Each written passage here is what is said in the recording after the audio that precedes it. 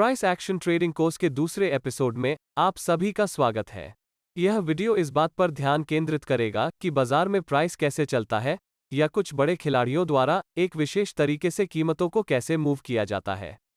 आपने लोगों को यह कहते हुए सुना होगा कि history repeats itself, price memory आदि। उनका मतलब यह है कि कीमत एक विशिष्ट तरीके से बार बार कैसे चलती है।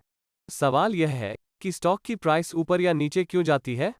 इस प्रश्न के अलग अलग उत्तर हो सकते हैं, जैसे कि यह कुछ अच्छी या बुरी खबर हो सकती है, या सरकार कुछ बिल पारित कर सकती है, आरबीआई द्वारा एक नई पॉलिसी, कुछ कानूनी मुद्दे आदि हो सकती है। लेकिन इस सब के केंद्र में एक चीज जो बाजार में हलचल मचाती है, वह है कंपनी की अर्निंग्स। भले ही किसी खास स्टॉक से जुड़ी कोई बहुत बुरी खबर सामने आई हो, लेकिन इसका कंपनी की अर्निंग्स पर कोई सीधा असर न हो, तो स्टॉक में कुछ समय के लिए टेम्पररी करेक्शन हो सकता है, लेकिन अंततः यह ठीक हो जाएगा। दूसरी ओर वोडाफोन आइडिया, येस बैंक जैसे स्टॉक उन खबरों के शिकार हैं जिन्होंने सीधे स्टॉक की अर्निंग्स को प्रभावित किया, जिसके परिणामस्वरूप उनकी क्रैश हुई। शेयर बाजार में सामान्य तौर पर मुख्य रूप से दो खिलाड़ी होते हैं। पहले रिटेलर्स हैं और दूसरे हैं इंस्टीट्यूशंस। बाजारों में 90% या अधिक ट्रेडिंग इंस्टीट्यूशंस द्वारा किया जाता है, जिसका अर्थ है कि बाजार केवल इंस्टीट्यूशंस का एक संग्रह है। इंस्टीट्यूशंस में mutual fund houses, banks, brokerage houses, insurance companies, pension funds, hedge funds आदि शामिल हैं। ये कंपनियां बाजार की अधिकांश वॉल्यूम्स के लिए जिम्मेदार हैं और वे ज्यादातर स्टॉक के फंडामेंटल्स पर व्यापार करते हैं। आजकल वे ट्रेडिंग के एल्गोरिथमिक साइड पर अधिक ध्यान केंद्रित करते हैं। मेरे कहने का मतलब यह है कि इंस्टीट्यूशनल ट्रेडिंग डेली और वीकली चार्ट्स पर बाजार की दिशा को नियंत्रित करता है, और बहुत सारे बड़े इंट्राडे प्राइस मूव्स या प्राइस स्विंग्स को इंस्टीट्यूशंस द्वारा नियंत्रित किया जाता है। लगभग ये सभी इंस्टीट्यूशंस लाभदायक हैं।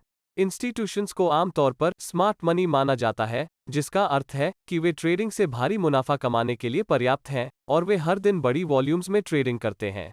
कोई भी ट्रेड तब तक नहीं हो सकता जब कोई इंस्टीट्यूशन ट्रेड का एक पक्ष लेने को तैयार न हो और दूसरी इंस्टीट्यूशन दूसरे पक्ष को लेने को तैयार न हो। रिटेलर्स द्वारा किए गए छोटे वॉल्यूम वाले ट्रेड्स तभी हो सकते हैं जब कोई इंस्टीट्यूशन उसी ट्रेड को लेने के लिए तैयार हो। चलो मैं समझाता हूं। यदि आप एक निश्चित प्राइस पर खरीदना चाहते हैं, तो बाजार उस कीमत पर नहीं पहुंचेगा जब तक कि एक या अधिक इंस्टीट्यूशंस भी उस कीमत पर खरीदना नहीं चाहते।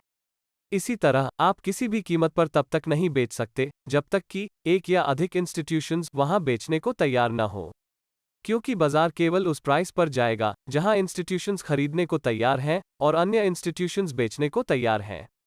अधिकांश व्यक्तिगत ट्रेडर्स या रिटेलर्स के पास बाजार को मूव करने की कोई क्षमता नहीं है। बाजार केवल एक विशेष प्राइस लेवल तक पहुंचेगा जब एक या एक से अधिक इंस्टीट्यूशंस का मानना है कि वहां बेचने के लिए फाइनेंशियल रूप से लाभदायक है, और अन्य इंस्टीट्यूशंस का मानना है कि उस स्तर पर खरीदना लाभदायक है।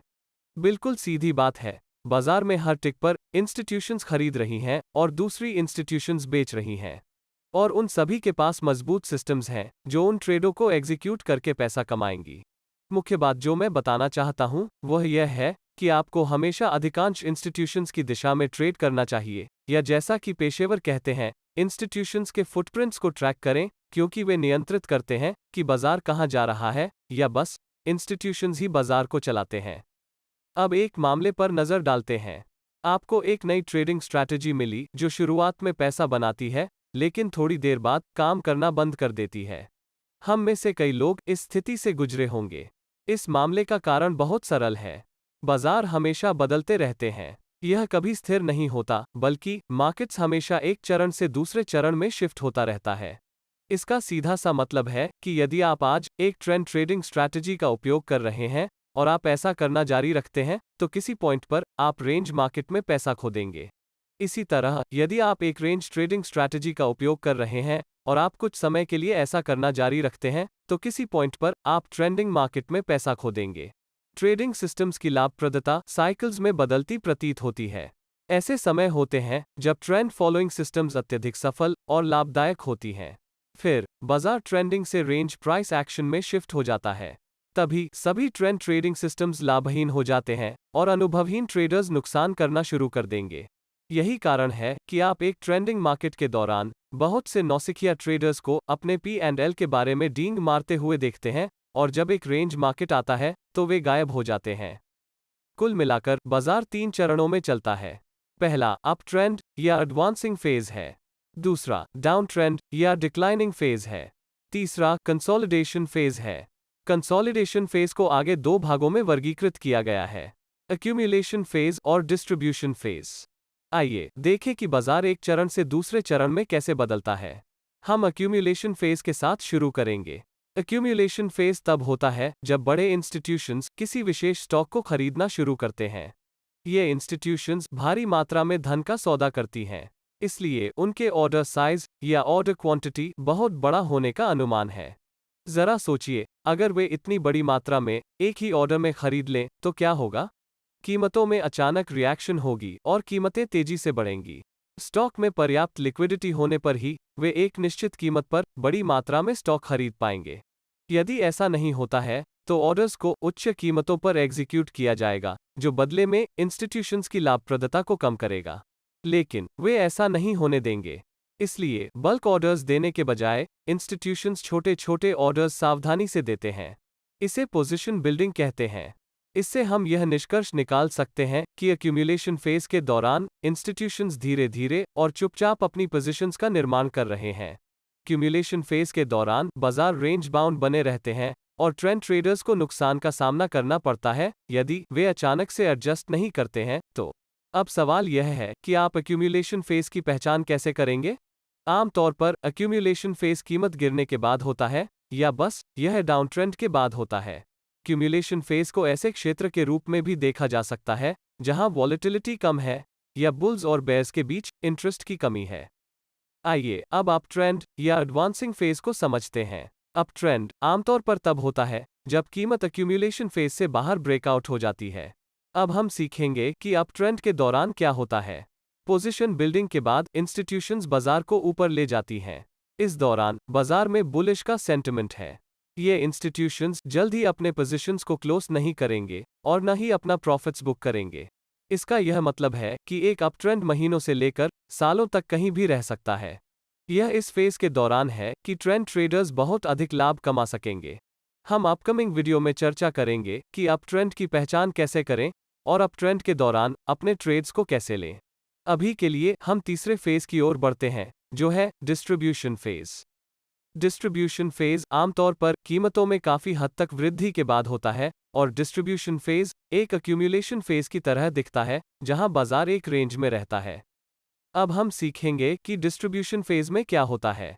इंस्टीट्यूशंस अपने इनिशियल इन्वेस्टमेंट्स पर लाभ का एक अच्छा हिस्सा बनाने के बाद अपनी पोजीशन को स्क्वायर ऑफ या बेचना या डिस्ट्रीब्यूट करना शुरू कर देते हैं। एक्यूमुलेशन फेज के समान ही इंस्टीट्यूशंस शेयरों को गुप्त रूप से और धीरे धीरे बेचते हैं ताकि कीमत तुरंत न गिरे, जिससे घबराहट की स्थिति पैदा हो। वे अपने पोजीशंस को चुनी हुई कीमतों पर बेचना चाहते हैं। यही कारण है कि डिस्ट्रीब्यूशन फेज भी रेंज बाउंड है। डिस्ट्रीब्यूशन फेज के दौरान ट्रेंड ट्रेडर्स को नुकसान का सामना करना पड़ेगा यदि वे अपनी स्ट्रैटेजी को तुरंत एडजस्ट नहीं करते हैं तो। डिस्ट्रीब्यूशन फेज में कीमतों में आसन गिरावट की घबराहट के कारण वॉलेटिलिटी अधिक हो जाती है। बाजार का अंतिम फेज डाउन ट्रेंड या डिक्लाइनिंग फेज है।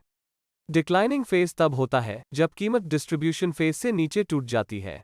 इस फेज के दौरान सेलिंग प्रेशर अधिक होता है और बाजार का सेंटिमेंट बेयरिश में बदल जाएगी।